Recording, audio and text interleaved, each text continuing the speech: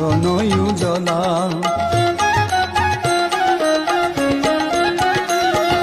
চৌদিকে সখী গণ দেই করতালি,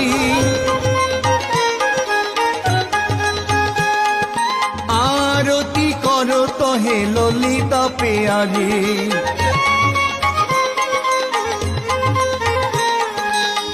আরতি করে রে, আরতি করে রে,